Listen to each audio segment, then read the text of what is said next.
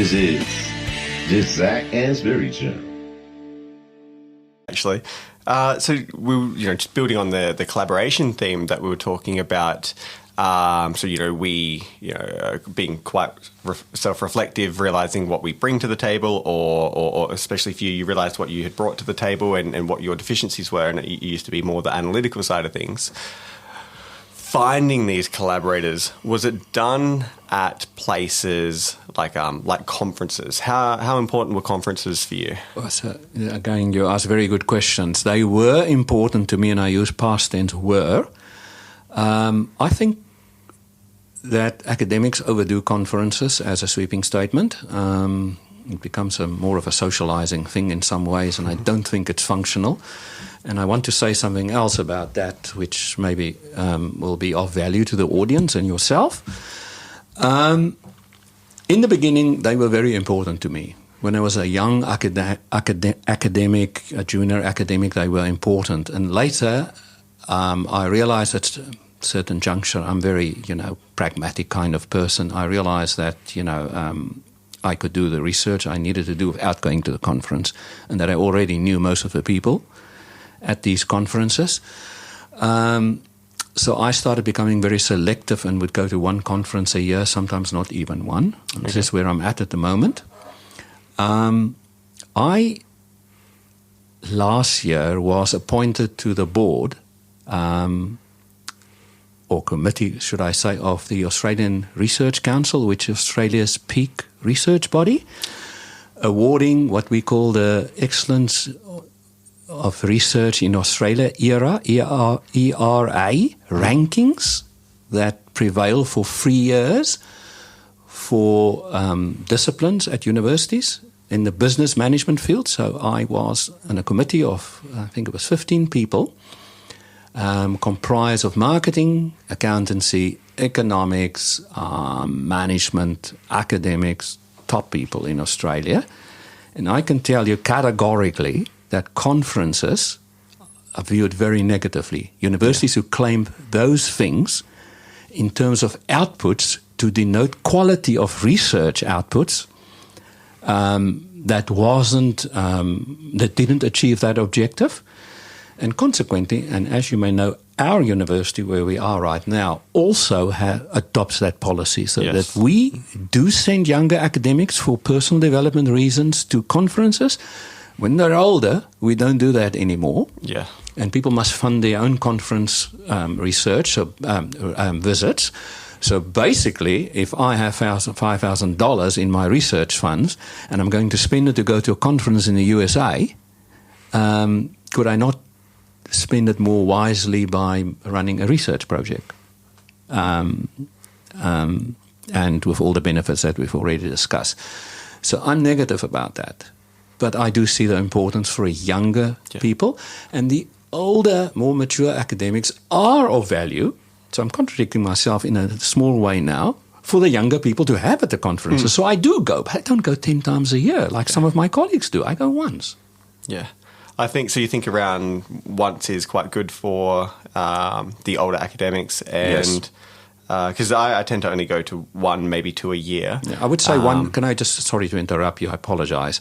I would say, just to be fair, and I just use common sense, one domestically, one international. Yeah. I don't see justification for more than that as a generalization. Yeah. I think that's a good rule of thumb. I think it's pretty fair. Because being an Australian academic, I go to ANZMAC. Yes. And I find that I go there sometimes to get some informal feedback of what my current research thinking is, but I do go there for the socialization, and I go there for the networking, because I want to know who else is in my field. I want to know where I'm at compared to people who are of a similar quality to me. So maybe other lecturers, maybe other senior fellows, what they're or research fellows, what they're producing. And I actually kind of go there thinking, who do I think are going to be the leaders in their field for the future, the 5-10 years from now? Because these people could end up being, on the editorial boards, they could end up being the journal editors, they could end up being heads of school or departments throughout Australia. And the more wider base that I'll have would then expose me to different knowledge, different ways of thinking. So I agree with you. I go to a limited amount of them, and I use them quite strategically to understand who's in the field and what somewhat the topics. But I go there very much to meet people. I think that's excellent. I remember your first conference at ANZMAC because I also attended it, and I know you're a very modest person, Zach, but I want to say this on record, how good you were in Thanks. terms of your presentation, how professional it was, how interesting it was, how smack on time you finished, how well you dressed, how nicely you answered the questions. And when you didn't know something, you said you didn't know it. And that, takes something. You mentioned something just now, which I think I should add. What also makes me go to conferences, and this is of value to people, is some conferences have meet the editor sessions. Yes, you're right. And that is valuable. There is no doubt about that. I forgot about that. That's a really good point. Yes. And sometimes I go just to meet the editors when I know the editors are going to be there of journals I'm interested in. I would like to, talk to them face to face. And sometimes I'm on the panel. I'm invited as an editor to speak about my journal, and I take that very seriously. I think that's a responsibility I have, and I do go to those conferences, and I, openly share the knowledge I'm sharing here and more about specifically my journal and how to get published in it. I think we owe that to people. Yeah, I think that's a really good point. I forgot about just how, I think I've been to 2 Meet the Editor sessions, and it's really interesting. The ones I've been to have sort of had 5, 6 editors sometimes, and they all get about 5 minutes to speak about their journal. They say how the reviewing process works, the average reviewing time, which is acceptance rate, all of those things that are really important to people who are looking to publish from them or within them. I've actually found them very valuable. So I'm glad you remembered that because I completely forgot. Yes. Besides ANZMAC, and I've been to a social marketing conference before. I think it was called the International Social Marketing Conference. It was held in Singapore last year, and I think the next one is held in Brisbane at the end of this year, which I'm not sure if I'll go to because there might be a clash with ANZMAC or something, who knows. But apart from ANZMAC, the second conference, I've had advice before that it should be something, because ANZMAC's quite broad. It brings everyone together. It's quite a large conference, but the advice I've had is that the second conference you should go to is more specific to either the methods you look at or the area. So social marketing being an area, or for you it might be like a wine area, or for someone like Jung, it's a very very methods and statistical type conference. Would you have the same advice for people? Yeah, I would say so. Definitely. There's certainly merit in that and advantages to be had. And it's, again, if it's fit for purpose, it's fit for purpose.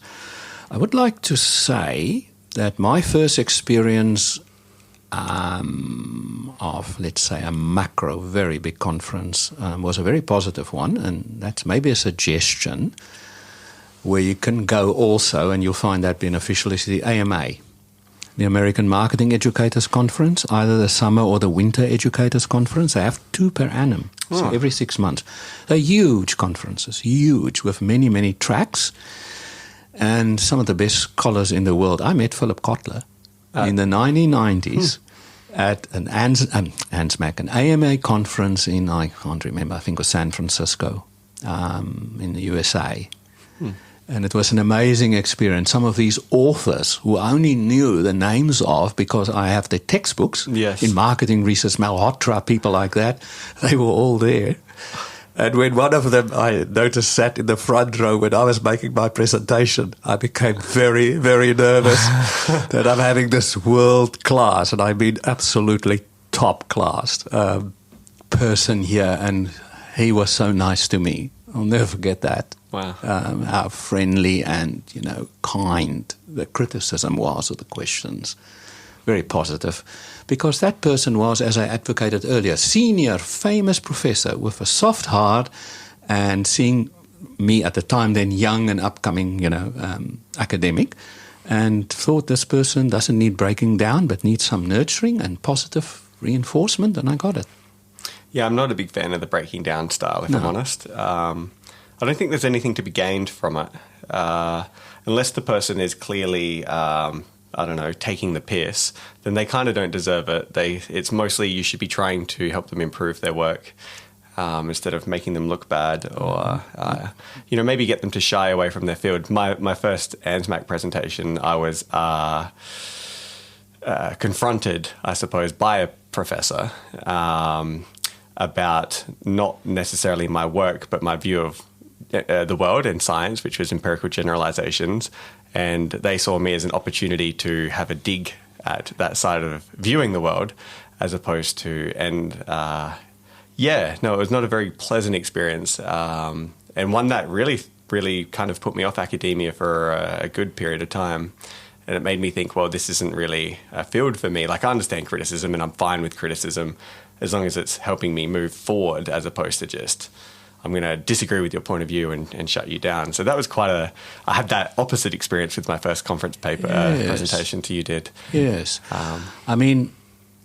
It's maybe, going right back to my background and how I grew up and who my parents were. I always looked up to somebody in such a position. It's a position of great responsibility to be a title holder and to be a professor in a field at a university. I think and so. And you should behave accordingly. That's my, credo. Behave accordingly. And one of the aspects pertaining to this task and position is that you actually nurture young people and that you actually mentor them. And it's hugely important. To this day, I like doing that, and I regard it as important. So people who do the opposite clearly don't embrace that view. Yeah, I think they took it as an opportunity to try to argue against someone. I'd never experienced this before in my life. I didn't know how to debate a professor. Yes. He or she should argue with their peers. Yeah, and they really should have. Yes.